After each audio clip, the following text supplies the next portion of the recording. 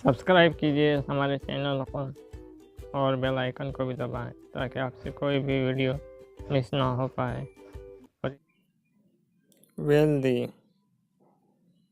यानी धनी या दौलतमंद, अमीर या दौलतमंद। Which people have a large amount of money or property are called wealthy। यानी जिन लोगों के पास बड़ी मात्रा में पैसा या संपत्ति होती है उन्हें वेल्दी कहा जाता है। They are wealthy, वो धनी हैं, वो दौलतमंद हैं। Bill Gate is a wealthy man, Bill Gate अमीर आदमी है, बिल गेट अमीर आदमी है।